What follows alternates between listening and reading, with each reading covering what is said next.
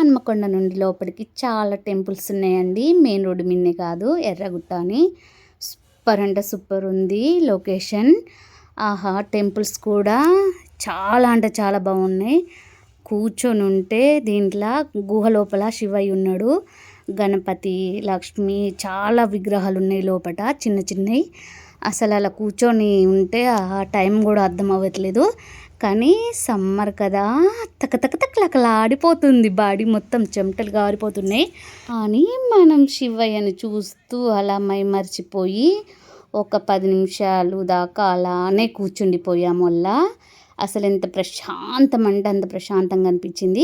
ఆ ఒక్క కన్నే కూర్చుంటే ఇంకా పైన ఉన్నాయి చూడలేము కదా అని పైకి ఎక్కడం స్టార్ట్ చేశాను. ఇంకా పైకి ఎక్కడానికంటే మెట్లయితే మామూలుగా లేవండి, 500 పైన ఉన్నాయి మెట్లు. అవన్నీ ఎక్కుకుంటూ వెళ్ళాలంటే అమ్మో అనిపించింది. మధ్యలో మధ్యలో దేవుళ్ళని చూస్తూ దండం పెట్టుకుంటూ వెళ్తున్నానండి. ఒక గుహ మధ్యలో చక్కగా శిల్పాల మీద చెక్కిన విగ్రహాలు ఉన్నాయి. వీటి కాడ ఆగిపోయానండి.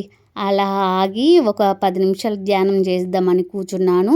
మినిమం 1/2 అవర్ పైన ధ్యానంలోనే కూర్చుండిపోయాను. ఇంకా ఆడ కూర్చుంటే అంత ప్రశాంతంగా ఉంది, ఎంత ప్రశాంతత అంటే అంత ప్రశాంతత. ఆహా అనిపించింది. వీటిని చూస్తూ అలానే మైమర్చిపోయాను నేనైతే.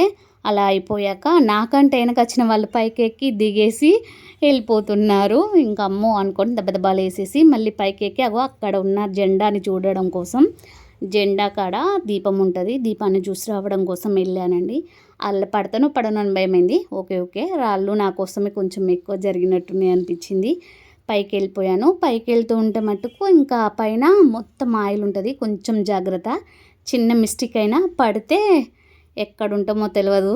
ఇక్కడ పడితే ఎర్రగడ్డలో పడితే హన్మకొండలో తేలుతాం అనుకుంటాం మనం, అట్లుంది. ఇంకా పైన అయితే చాలా మెట్లు ఉన్నాయి.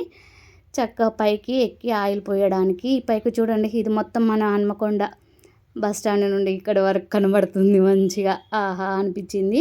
ఇలా చూస్తూ ఉండాలనిపిస్తుంది. కానీ పైన ఎండ బగబగ అంటుంది, చెమటలు కారిపోతున్నాయి. పొద్దున టైం అయినా కూడా హెవీ ఎండ కొడుతుంది కదా, అందుకని ఇంకా సర్లే అని మెల్లగా దిగడం స్టార్ట్ చేస్తున్నాను. అక్కడ దీపాన్ని చూసి ప్రశాంతమైన అనిపించింది. మళ్ళీ వామ్మో ఇన్ని మెట్లు దిగాలా అని బాధ అనిపించింది. కానీ నాకంటే ముందు దిగిన వాళ్ళు ప్రశాంతంగా వచ్చారు. ఇక కిందికి దిగినాక వెంకటేశ్వర స్వామి ఉన్నాడు. వెంకటేశ్వర స్వామిని దర్శించుకొని ప్రశాంతంగా దండం పెట్టుకొని ఒక 10 నిమిషాలు అక్కడ కూర్చున్నానండి. కింద ఒక పెళ్లి జరుగుతుంది, చక్కగా ఫ్రీ షూటింగ్ చేస్తున్నారు, దాన్ని చూసుకుంటున్నా. అక్కడ వాళ్ళని చూస్తూ అలా టైం అంతా అయిపోతుంది. అమ్మో ఇంకో టెంపుల్ ఉంది చూడాలి కదా అనిపిస్తుంది. కానీ వెంకటేశ్వర స్వామిని చూస్తూ కిందికి దిగాలంటే మనసు పూర్తిగా దిగబుద్ధి కావట్లేదు, ఆన్నే ఉండబుద్ధి అవుతుంది. కానీ కడుపులో ఆత్మరాముడు ఆగట్లేదు కదా, టైం అవుతుంది, పద అన్నం తినేవు అంటుంది. అలా అని ఇంకా సరే అను అటు ఇటు చూసేసి ఒక దండం పెట్టుకొని ప్రశాంతంగా కిందికి దిగేసి వచ్చాను. వెంకటేశ్వర స్వామి చక్కగా స్వేద తీరుతూ ఉన్నాడు. ఇక్కడ వెంకటేశ్వర స్వామి చూస్తుంటే అలానే చూస్తూ ఉండాలనిపించింది, దిగాలనిపించలేదు. అయినా దిగేశాను. కిందికి దిగితే అక్కడ పెళ్లి చేస్తున్నారు. ఈ పెళ్లి ఇక్కడ మండపంలో రోజుకు ఒక కళ్యాణం జరుగుతూనే ఉంది.